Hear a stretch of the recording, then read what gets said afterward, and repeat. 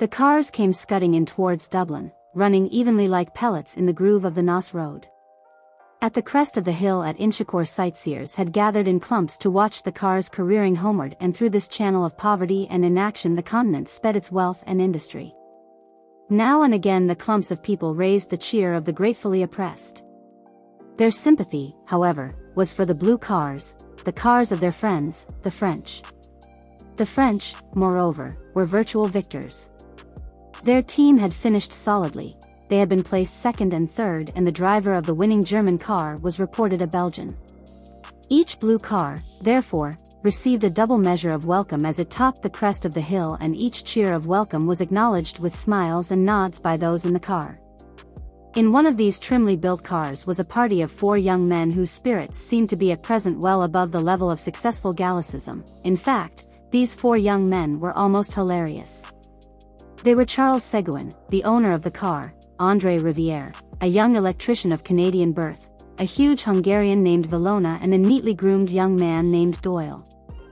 Seguin was in good humor because he had unexpectedly received some orders in advance. He was about to start a motor establishment in Paris, and Rivière was in good humor because he was to be appointed manager of the establishment. These 2 young men, who were cousins, were also in good humor because of the success of the French cars. Valona was in good humor because he had had a very satisfactory luncheon, and besides he was an optimist by nature. The 4th member of the party, however, was too excited to be genuinely happy. He was about 26 years of age, with a soft, light brown mustache and rather innocent-looking gray eyes. His father, who had begun life as an advanced nationalist, had modified his views early. He had made his money as a butcher in Kingstown, and by opening shops in Dublin and in the suburbs he had made his money many times over. He had also been fortunate enough to secure some of the police contracts, and in the end he had become rich enough to be alluded to in the Dublin newspapers as a merchant prince. He had sent his son to England to be educated in a big Catholic college and had afterwards sent him to Dublin University to study law. Jimmy did not study very earnestly and took to bad courses for a while. He had money and he was popular, and he divided his time curiously between musical and motoring circles.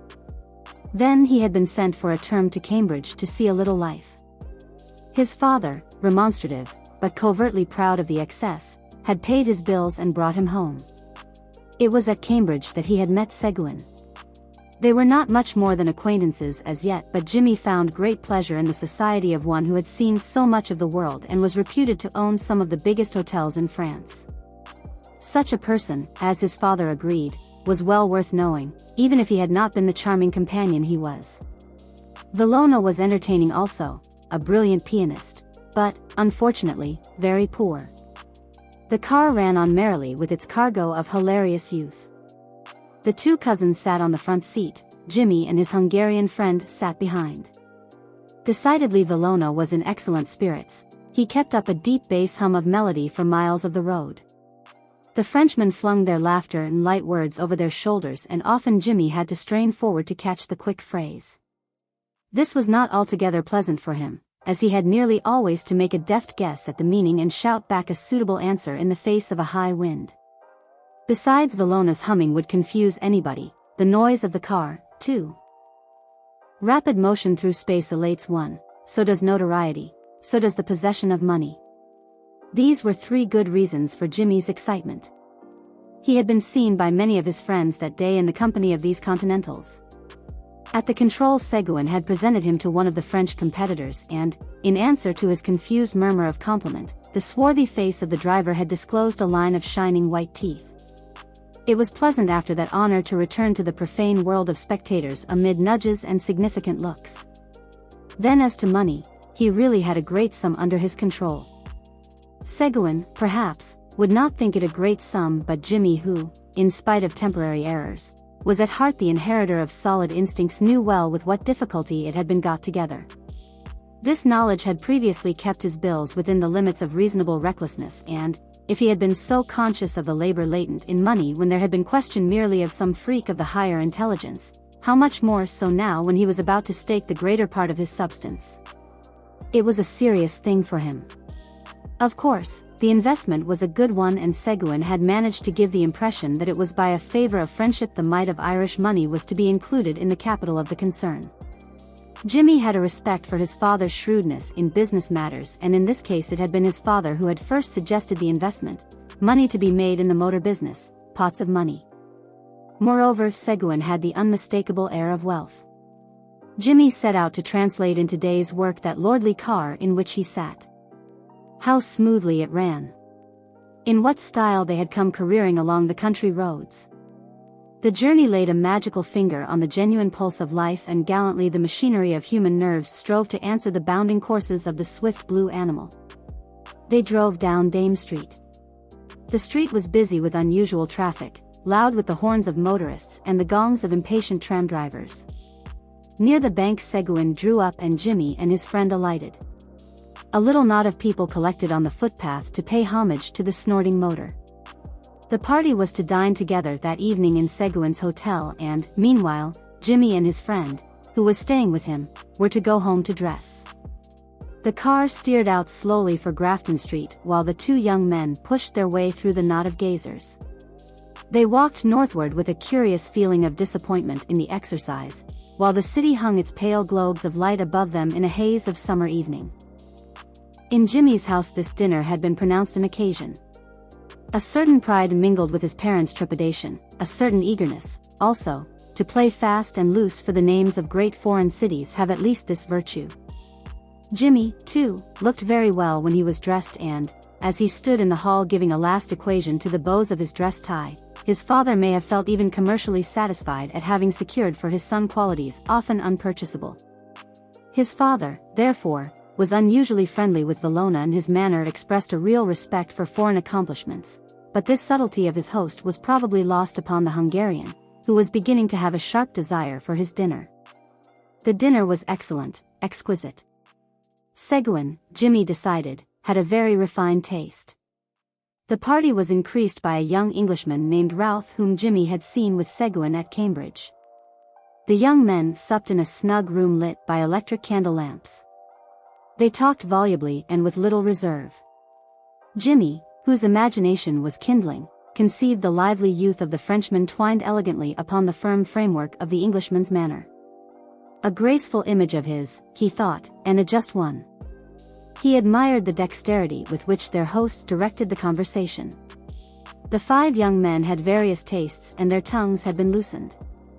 Valona, with immense respect, began to discover to the mildly surprised Englishman the beauties of the English madrigal, deploring the loss of old instruments.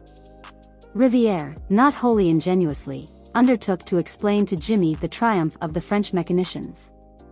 The resonant voice of the Hungarian was about to prevail in ridicule of the spurious lutes of the romantic painters when Seguin shepherded his party into politics. Here was congenial ground for all.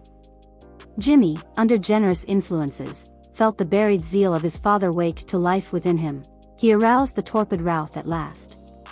The room grew doubly hot, and Seguin's task grew harder each moment. There was even danger of personal spite. The alert host at an opportunity lifted his glass to humanity, and, when the toast had been drunk, he threw open a window significantly. That night the city wore the mask of a capital.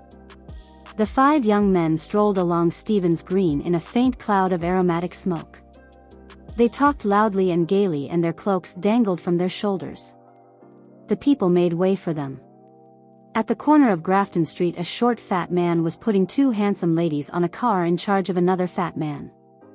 The car drove off, and the short fat man caught sight of the party. "Andre. It's Farley." A torrent of talk followed. Farley was an American. No one knew very well what the talk was about. Valona and Riviere were the noisiest, but all the men were excited. They got up on a car, squeezing themselves together amid much laughter.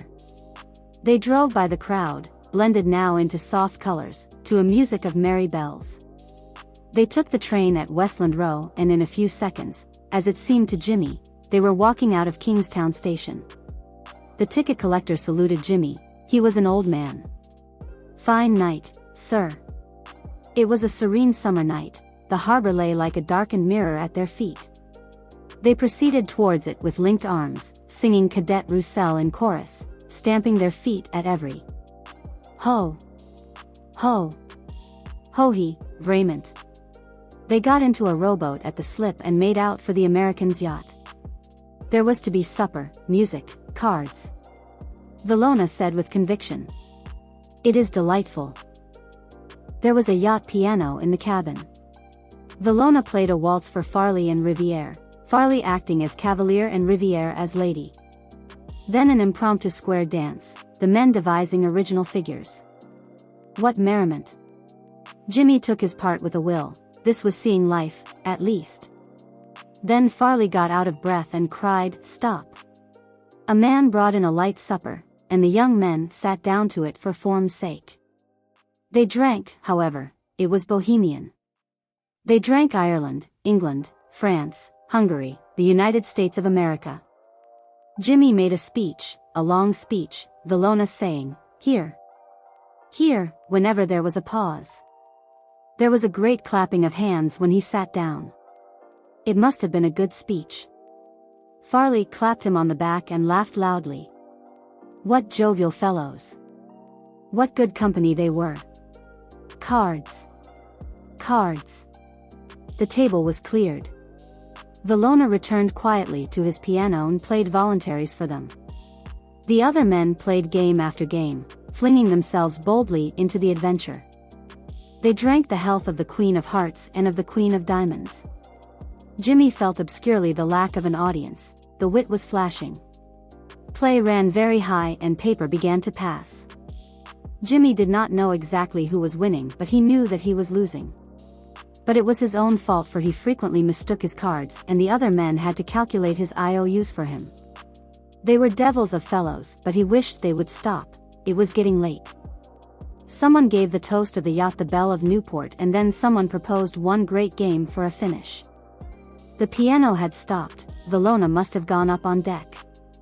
It was a terrible game. They stopped just before the end of it to drink for luck. Jimmy understood that the game lay between Routh and Seguin. What excitement! Jimmy was excited too. He would lose, of course. How much had he ridden away? The men rose to their feet to play the last tricks, talking and gesticulating. Routh won. The cabin shook with the young men's cheering and the cards were bundled together. They began then to gather in what they had won. Farley and Jimmy were the heaviest losers. He knew that he would regret in the morning, but at present he was glad of the rest, glad of the dark stupor that would cover up his folly.